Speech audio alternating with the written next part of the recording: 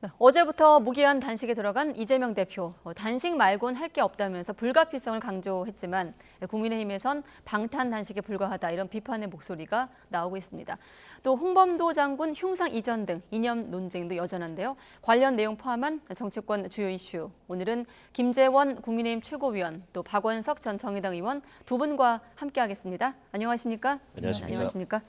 자, 먼저 짧게 2시간 전에 개회를 했으니까 내년 총선 앞둔 마지막 정기국회거든요. 지금의 전국에서 이번 정기국회 어떤 변곡점이 될까요? 뭐 일단 총선 이전에 민주당이 이 과반수 의석을 점하고 있는 마지막, 물론 뭐 총선 결과에 따라서 다르겠지만 네. 마지막 국회인데요.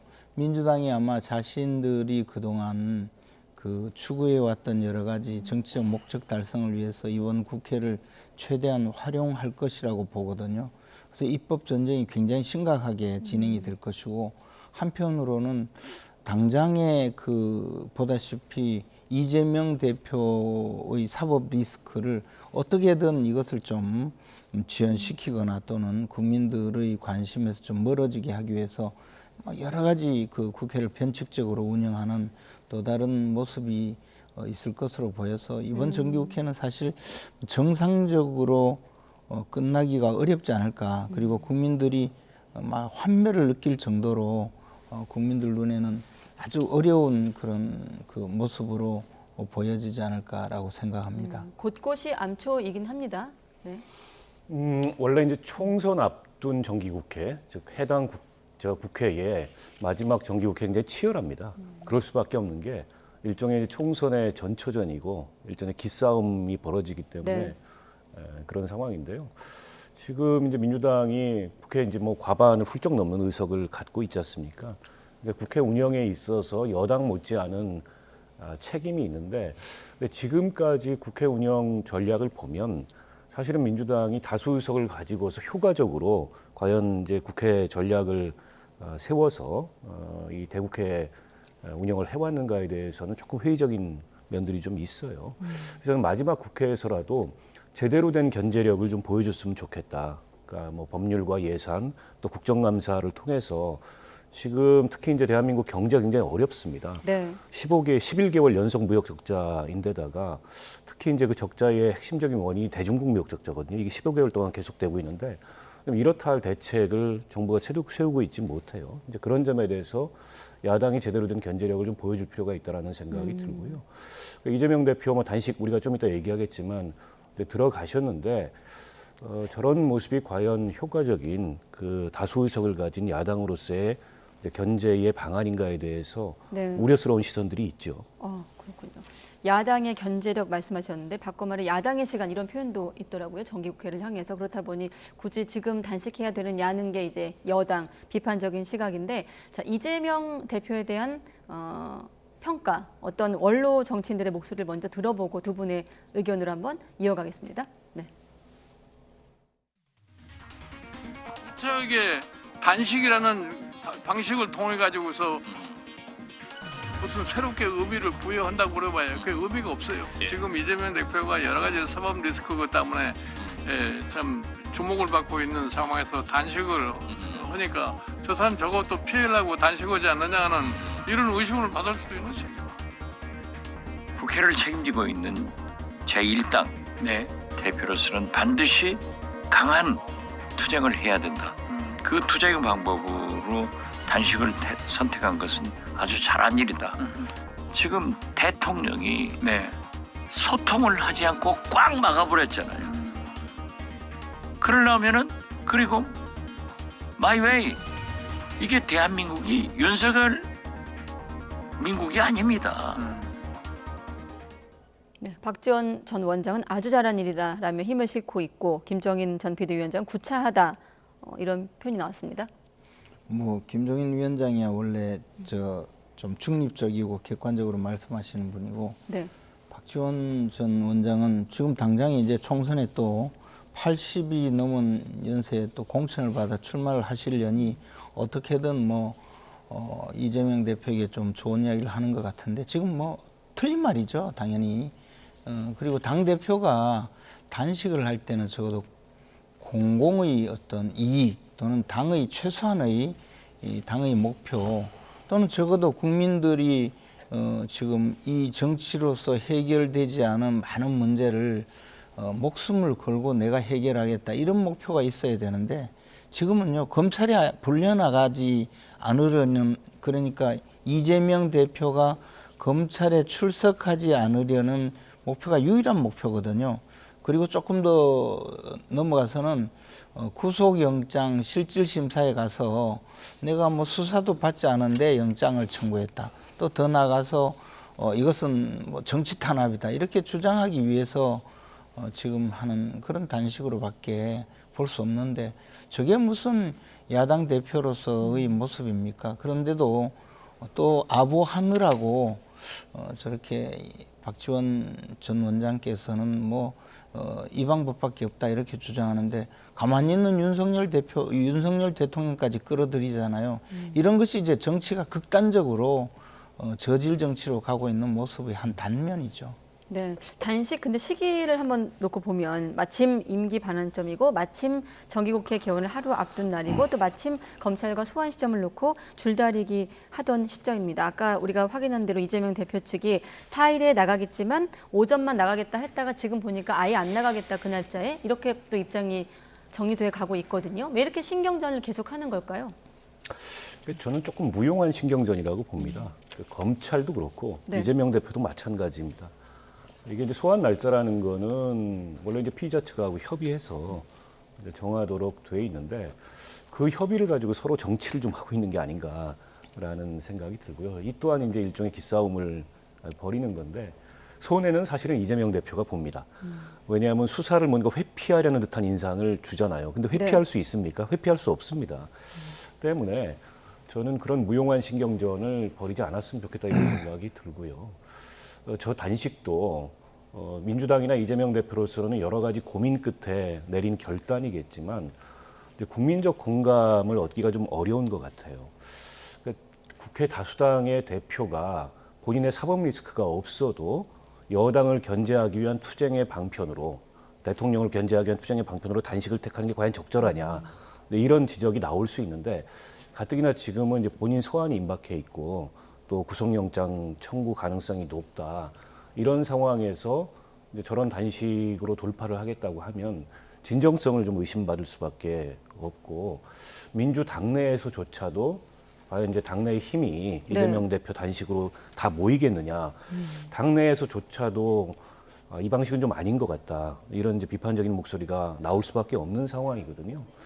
시작한 단식은 또 끝내기도 어렵습니다. 뭐 쓰러져서 끝내든가 아니면 단식을 끝낼 만한 정치적 명분이 주어져야 되는데 지금까지 이렇게 그 대야 관계를 강경 일본도로 밀어붙여왔던 윤석열 대통령이 이재명 대표가 단식한다고 해서 달라지겠습니까? 저는 뭐 윤 대통령의 이런 그 정치권을 대하는 국회를 대하는 태도에도 문제가 있지만 그렇다고 단식한다고 현상이 달라질 것 같지 않은데 오히려 저는 국민들로부터 명분을 충분히 쌓는 게 내년 총선을 앞두고 야당으로서는 가장 중요한 거라고 보는데 제가 보기에는 명분 있는 단식이 못 돼요. 그런 점이 좀 안타깝습니다. 네, 단식 말고는 할 게 없어서 국민 한쟁을 시작했다. 여기는 지금 민주당 입장이 없기 때문에 제가 대신 전해드리면 검찰을 향해서도 흠집내기 의도가 있다는 게 민주당 입장입니다만 명분이 없다는 게 박 전 의원의 생각이었습니다. 어떻습니까? 나름의 좀 출구 전략을 마련해 놓고 나선 단식일까요? 뭐 그런 출구 전략 생각을 못 하고 일단 단식을 하면서 당장에는 4일날 출석을 하겠다고 이야기하면서도 네. 오전 2시간 조사받겠다고 했잖아요.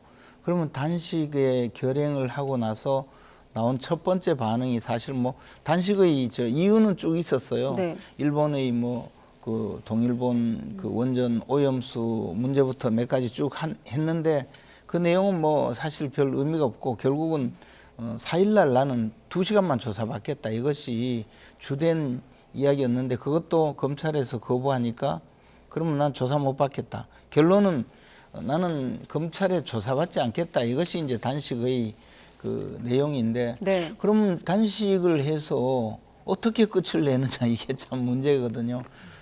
그렇다고 우리가 아는 이재명 대표께서 정말 끝까지 단식을 해서 생명의 위협을 느낄 때까지 단식을 하실 분은 아닌 것 같아요. 그러면 이제 언젠가는 단식을 그만둘 텐데 제가 그 정무수석으로 있을 때 여당 대표가 뭐 그렇게 썩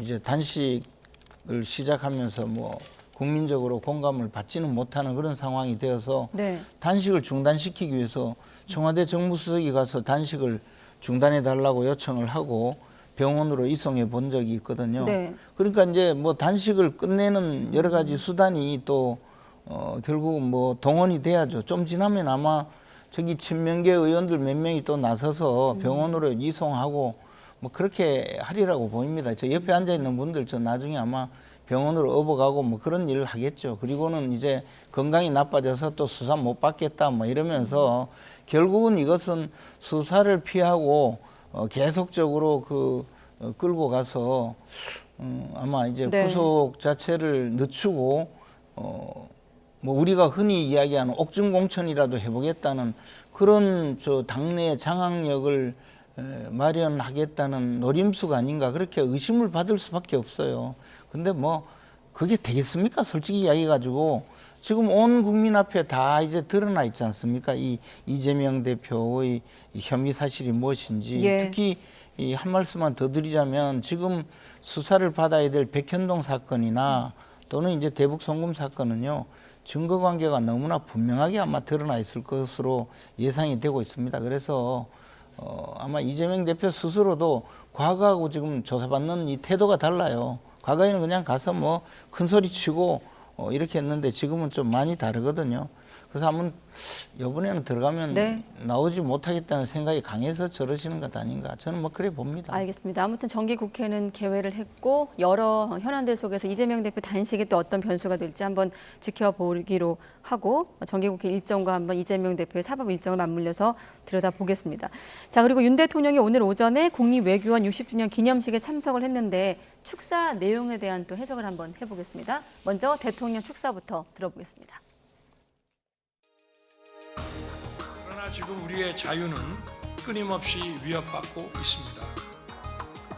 아직도 이 공산 전체주의 세력과 그 기회주의적 추종 세력 그리고 반국가 세력은 반일 감정을 선동하고 캠프 데이비드에서 도출된 한미일 협력 체계가 대한민국과 국민을 위험에 빠뜨릴 것처럼 호도하고 있습니다. 네, 먼저 공산 전체주의 세력, 기회주의적 추정 세력 이런 단어들이 눈에 띄는데 광복절 경축사에서 나왔던 어떤 키워드하고도 좀 겹치기도 하고 어떻게 들으셨습니까? 대통령 말씀이 굉장히 거친데요. 뭐 이념이 중요하다 이런 말씀을 하셨어요. 뭐 그렇게 생각할 수도 있다고 봅니다. 그런데 네. 대통령이 말씀하시는 이념이 이건 과거 회귀적이어도 너무 과거 회귀적이어서 마치 우리가 지금 냉전의 한복판에 서 있는 듯한 그런 그 생각마저 들게 하는데요. 과거 냉전 시대 때 독재자였던 대통령들도 이렇게 정치적 경쟁자를 무슨 공산주의 전체 세력으로 규정하거나 매도하거나 그러지 않았던 것 같아요. 그런 면에서 봤을 때 저는 윤석열 대통령이야말로 전체주의자가 아닌가 이런 생각이 드는데 전체주의의 굉장히 중요한 표상 중에 하나가 이 정치적 경쟁자를 국가 안보의 적으로 매도하는 겁니다. 트럼프 대통령이 그런 이 전술을 굉장히 잘 쓰는데 마치 이제 트럼프 전 대통령의 모습을 보는 것 같아요. 근데 얼마나 국민들이 저기에 공감할까요? 그러니까 야당에 대해서 비판적인 그런 국민들조차도 윤 대통령이 말씀하신 공산 전체주의 세력이어서 야당이 정부를 상대로 이렇게 좀 이런저런 비판들을 하고 투쟁을 한다. 이렇게 보지는 않을 것 같아요. 그런 면에서 봤을 때 저는 내년 총선도 이제 불과 7개월밖에 안 남았는데 네. 대통령께서 저렇게 강경 일변도의 메시지로 과연 무엇을 얻고자 하는가. 내 편만 결집시켜서 총선을 치르겠다. 그런 전략이 있을 수 있다고 보는데 과연 그런 전략에 대해서 국민의힘에 수도권에 출마하려는 출마자들은 지금 어떤 생각이 들까? 이런 궁금증이 생깁니다. 네.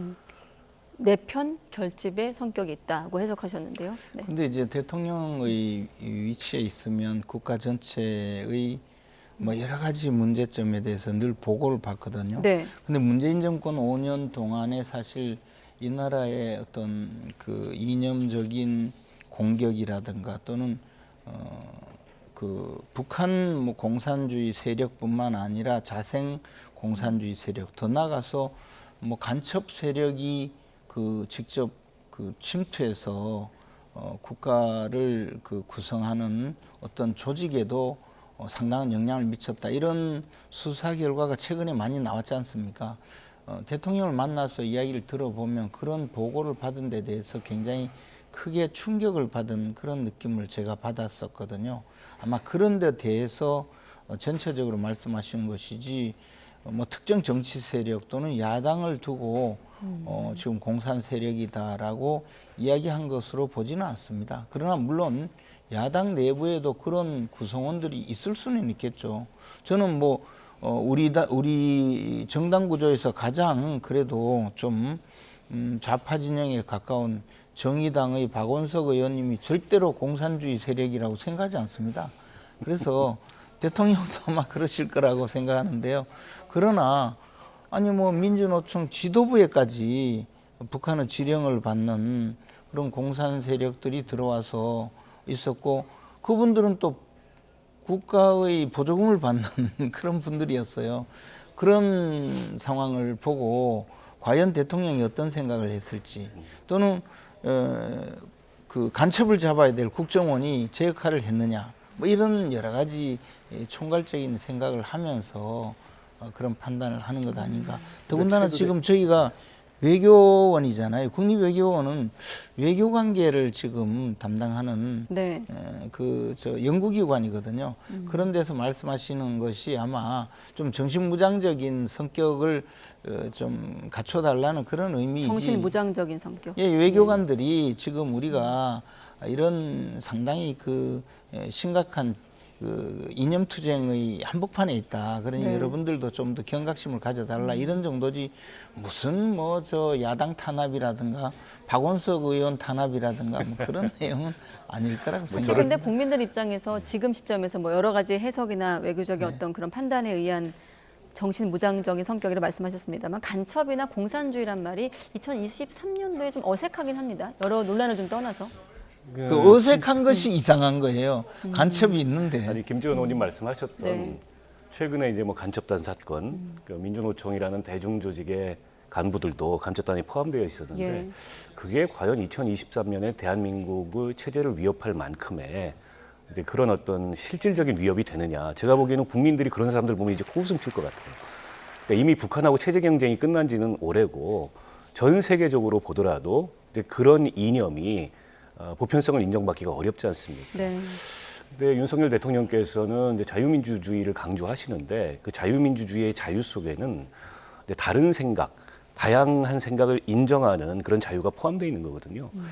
근데 윤석열 대통령 말씀은 다른 생각을 도무지 인정을 하지 못하는 것 같고 나에 대한 비판, 나에 대한 어떤 정치적 비판을 다 적으로 규정하는 듯한 그런 굉장히 경직된 모습이 보이거든요.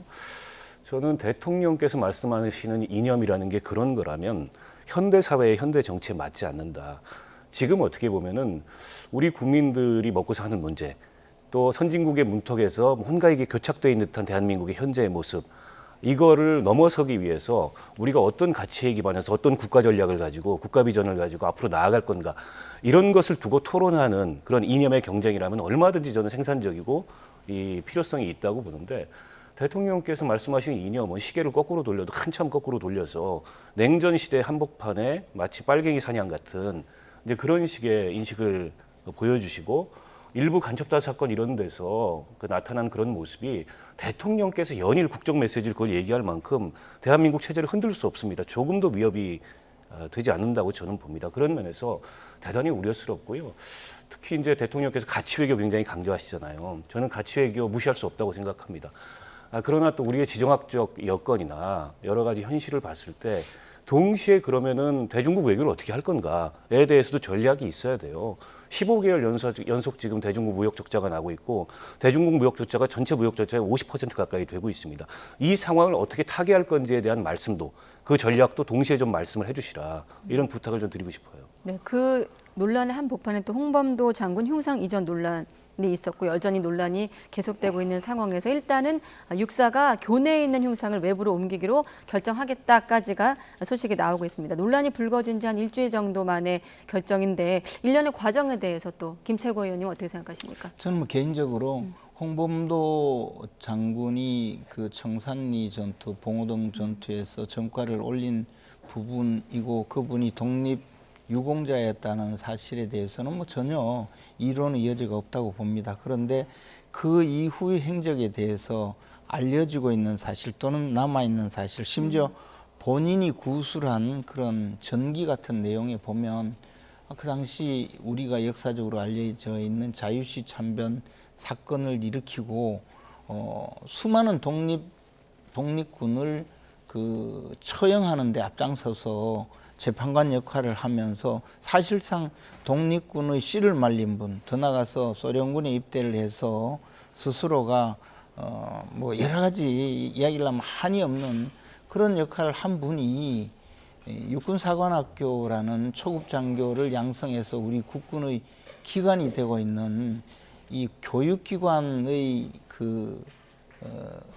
교육기관에서 마치 우리 국군의 이 기원인 것처럼 나타나 있는 이 현상은 정말 잘못되어 있다고 옛날부터 생각했었습니다. 이것을 정치적인 이유로 문재인 정권 때 모셔와서 마치 커다란 그 우리 국군의 상징처럼 만들어 온 것이 잘못이라는 것이죠.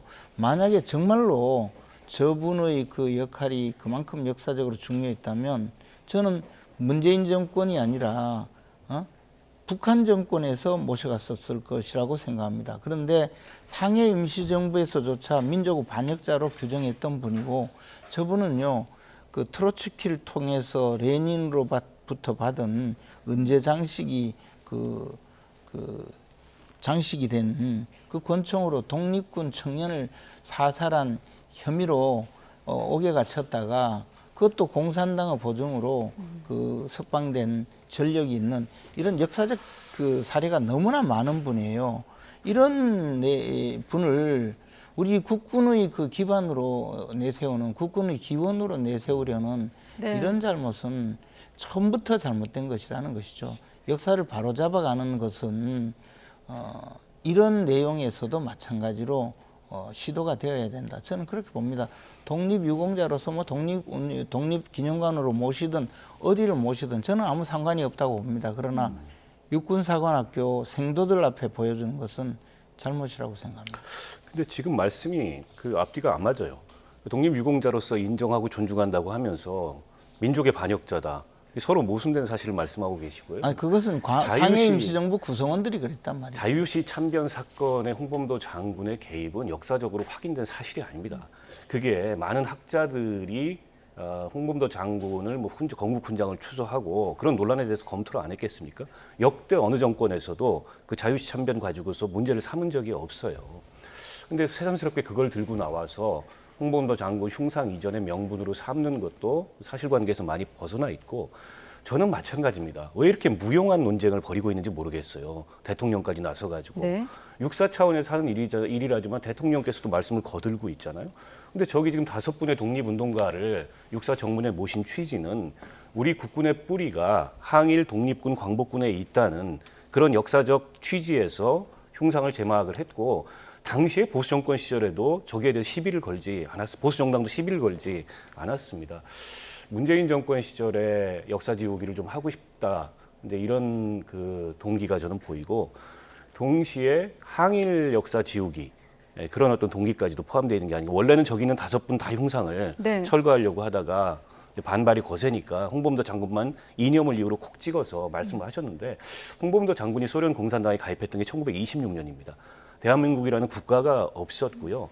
당시의 코민테르는 국제적인 이 반제국주의 운동의 든든한 지원자였습니다. 그런 맥락에서 독립운동의 한 방편으로 가입을 했던 거고 대한민국의 분단과 또 대한민국의 이 국채에 반하는 그런 소련 공산당은 스탈린의 공산당이었던 이었습니다. 만약 홍범도 장군이 스탈린의 공산당에서 활동을 했다면 네. 저분한테 서운을 하거나 형상을 제막하는 거 용납이 안 됐겠죠. 그런데다가 스탈린에 의해 숙청당해가지고 중앙아시아로 강제 이주당해서 43년에 돌아가셨어요. 대한민국이 건국되기 전에 돌아가셨던 분입니다. 대한민국이 건국됐다면 저분 아마 전향을 하셨을 거예요. 그런 취지에서 봤을 때 남로당 총책으로 대한민국 건국 이후에 무장 반란을 획책한 혐의로 1심에서 무기징역까지 받았던 박정희 전 대통령의 호국비가 육사에 있는 건 어떻게 설명을 할 거냔 말입니다. 네. 제가 자, 그 그런데 이야기에서 지금 이야기하면 홍범도 한이 장군 없는데 논란은 한이 없는데 한이 한마디만 없죠. 네. 하자면 그 자유시 참변이라고 우리가 표현하잖아요. 아무도 이야기하지 않았다고 했잖아요. 그렇죠. 그만큼 독립군을 우리 독립군 지도자가 독립군을 처형하는데 앞장선 그만큼의 그 행위를 우리 역사에 기록하기가 부끄럽잖아요. 그래서 기록하지 못했던 것이고 지금 뭐 스탈린에 의해서 그 강제 유형을 당했다고 했는데 그때 고려인이 이동할 때 이동해서 거기서도 그 가장 대우를 잘 받은 분이에요. 그리고 이야기하면 한이 없어요. 결론은 우리가 지금 역사를 여기서 이야기하자는 것이 아니고 지금 이 상황에서 홍범도라는 이름을 두고 마치 무슨 거대한 정치 투쟁을 하는 것처럼 보이지만 사실은 출발이 잘못되었다. 저는 그런 이야기를 하고자 하는 거예요. 네, 아무튼 이 홍범도암 논란은 계속 여전히 진행 중인데 끝으로 그럼 언제 이 논란을 어쨌든 종지부를 찍어야 되지 않겠습니까? 지금 두 분 말씀만 들어봐도 계속 논쟁이 지금 계속되고 있고 여러 대담을 통해서도 여야 입장이 갈려 있는 상황인데 사실 최근 국방부 브리핑 이후 자유시 참변 사건이 주목을 받았고 관련 기사가 쏟아지고 있거든요. 혹시 궁금하신 분들은 저희가 다 담지 못해서 양해 말씀 드리고 기사를 검색하면 좀 많이 남아 있더라고요, 자료들이. 자, 박 전 의원님 어쨌든 종지부를 찍어야 되지 않겠습니까? 어떤 식으로 좀 풀어가야 될까요, 이게? 지금 보면 한 명 변경까지도 좀 얘기가 나오고 있는 상황인데. 저는 취소해야 된다고 생각합니다. 육군사관학교가 결자 해제해야 된다고 생각하고요. 이런 일로 논란을 벌일 이유가 없고 국론을 분열시킬 이유가 없다. 이미 역사적 합의가 끝난 문제다. 박정희 대통령이 1962년에 건국훈장을 추서를 했습니다. 네. 그리고 역대 모든 보수 정권에서도 홍범도 장군의 독립운동가로서 예우에 대해서 문제를 제기한 바가 없어요. 지금 자유시 참변을 들고 나오는 거는 단지 육사에서 흉상을 철거하는 차원의 문제가 아니에요. 독립운동가로서의 모든 서운을 박탈해야 되는 문제입니다. 논리적으로 봤을 때. 논리적으로도 맞지 않고요. 그리고 사실관계가 규명이 안 된 걸 가지고서 이게 그 흉상 이전의 명분을 삼는다는 것도 맞지 않고 거듭 말씀드리지만 정권이 왜 이렇게 무용한 논란을 벌이는지 모르겠어요. 여론을 한번 보십시오. 이 문제에 대해서 여론이 어떻게 말을 하고 있는지 그 말씀 드리고 싶습니다. 네. 혹시 덧붙이실 말씀 있으면 제가 30초 더 어쨌든 드릴게요. 저는 그 문재인 정권 때 쓸데없는 자신들의 정권의 정당성을 높이기 위해서 그동안 역사적으로 잘못된 수많은 일을 뒤집어서 그것을 이벤트화하는 과정에서 벌어진 잘못된 출발이라고 생각합니다. 그래서 필요한 것은 바로잡는 것도 지금 현재 필요한 일이라고 생각합니다. 네, 알겠습니다. 자, 오늘은 여기까지 듣겠습니다. 네, 김재원 최고위원, 박원석 전 의원 두 분과 함께했습니다. 고맙습니다. 네.